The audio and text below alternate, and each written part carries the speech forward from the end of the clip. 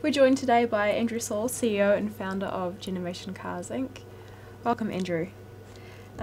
So you have 10 years experience in research and development in the area of internal combustion engine technologies, and you've earned degrees in economics and history from Villanova University. Yes. And a master's in business administration in the University of Maryland. That's right. So no engineering background. No, none whatsoever. No, but a very interesting combination, I have to say. Thank you.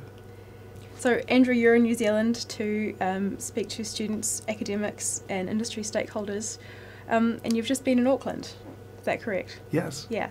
How did it go? Oh, it was fantastic. Yeah. I had a wonderful time and enjoyed meeting so many interesting people who are really intrigued by plug-in electric vehicles, so I thought it was a fantastic stay. How do you think Auckland is placed to cope with electric vehicles? Well, I think they're fantastically positioned to take advantage of electric vehicles. Most of the energy in New Zealand is created with renewable energy, and I think that makes it a perfect fit for plug-in hybrid vehicles. How viable are they? I think electric vehicles are very viable. In the future, we'll continue to see a rise in the price of oil. We've already reached the very easy to reach oil, and the oil that we're extracting from the planet now is found in deeper and deeper places in places like the Gulf of Mexico. And so we're not going to see anything but rises in the cost of oil.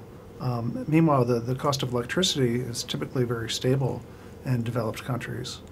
And then also we're seeing a steady decrease in the cost of the lithium batteries that are used in electric vehicles and plug-in hybrid vehicles. And I think that this is very important, that as the car companies develop economies of scale, they're able to reduce not only the cost of the batteries, but they're also able to increase the capacity and the driving range of electric vehicles. And I think this is a very encouraging and exciting outcome. And you're already seeing a drop in the price of vehicles that are on the market now, like the Chevy Volt and the Nissan Leaf. It sounds as though the technology is there already for us to go ahead and introduce electric cars. There are obviously some barriers to this occurring, otherwise it would be happening now. Yes. What are those barriers? I think one of the biggest barriers is a lack of charging infrastructure. You're seeing more and more of them in the United States and in other countries around the world.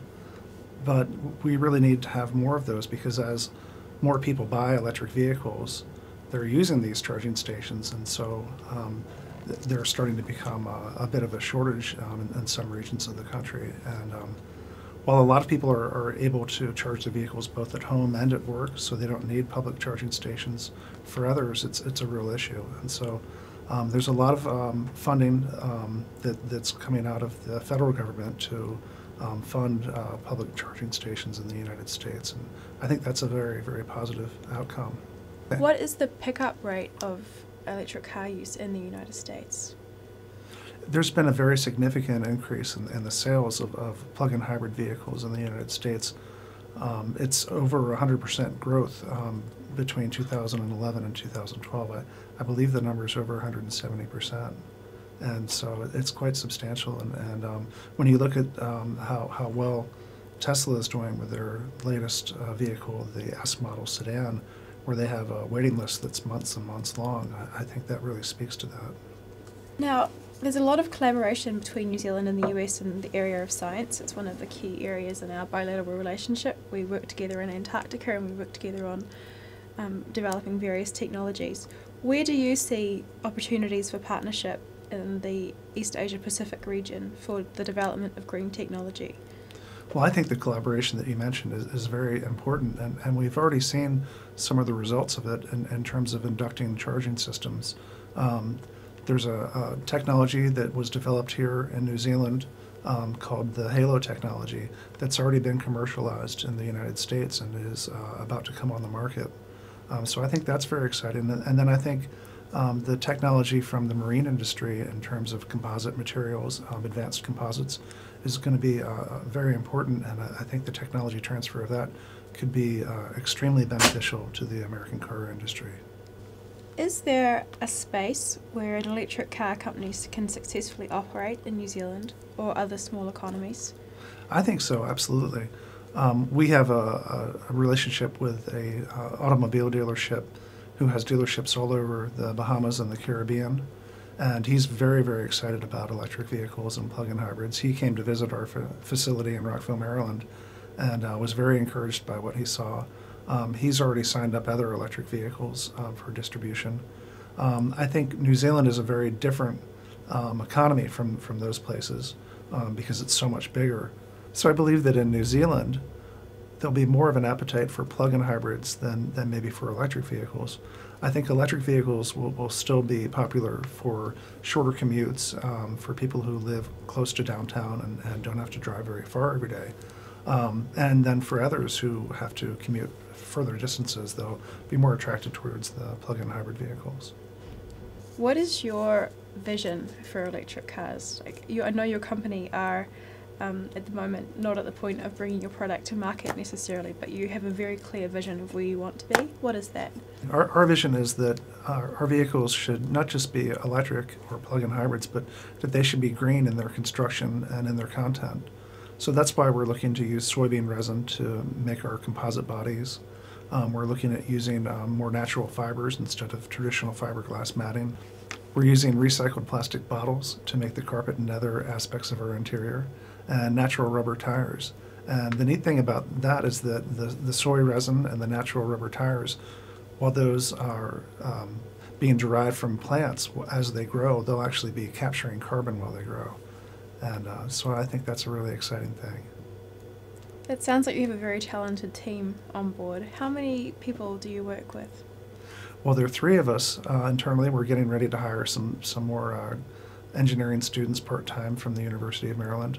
But we do a lot of work with the university's engineering department and with their wind tunnel facility.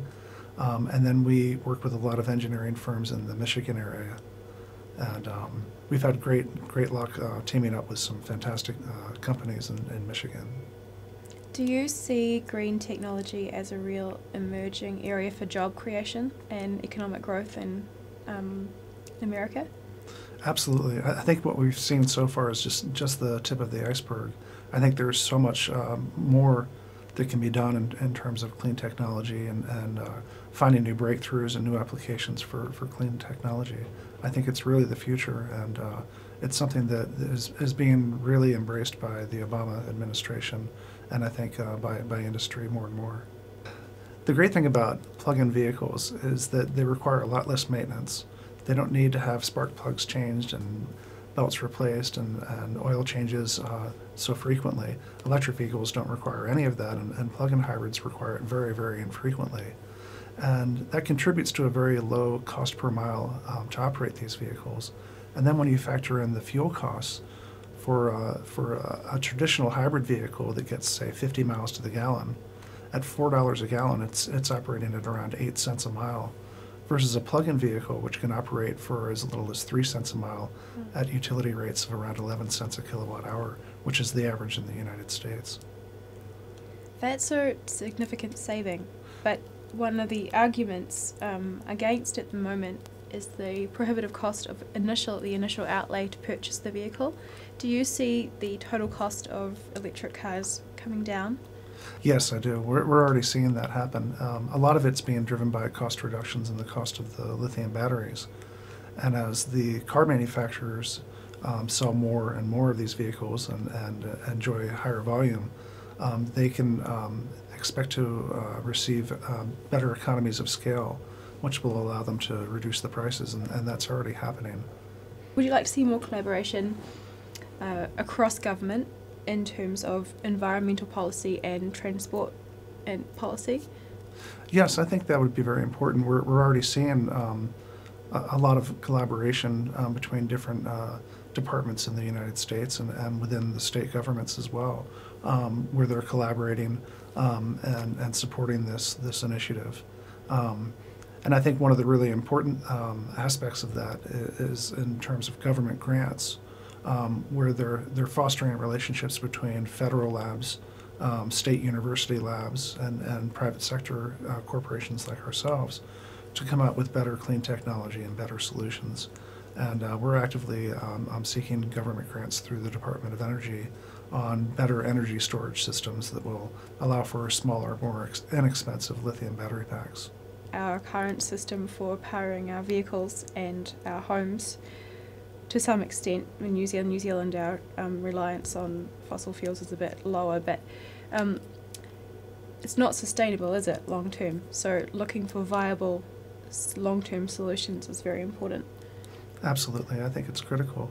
When you realize that the rate of fuel consumption that the world consumes on a daily basis, people say that there's always more oil out there, but there really isn't. There's a finite amount, and I think that we've already found the easy-to-reach oil, and so we're going to see dramatic increases in the price of oil, with the economies of India and China accelerating the way they are, and with their growing middle and upper classes, that we're going to just continue to see a steady rise in the consumption of oil and a finite supply.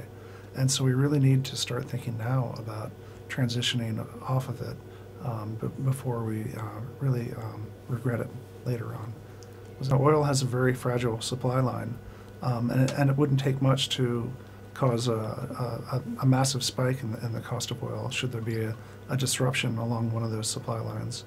And it would be important in such a situation to make our national oil reserves last as long as possible. And I think plug-in vehicles could not only secure critical infrastructure services, but also make our supplies last as long as possible, which would be very important. In a natural disaster, electric vehicles can really come into their own. Would you like to talk a little bit more about that? Sure. In the case of natural disasters, there are retrofit kits that have been developed in Japan, which would allow you to use the propulsion battery pack in your electric or plug-in hybrid vehicle to power critical items in your home, like your microwave oven, your refrigerator, and to allow you to recharge your cell phone. And I think the great thing about plug-in vehicles is that when the propulsion battery is depleted, you could drive it to a filling station and refuel it and literally power those systems for weeks and weeks.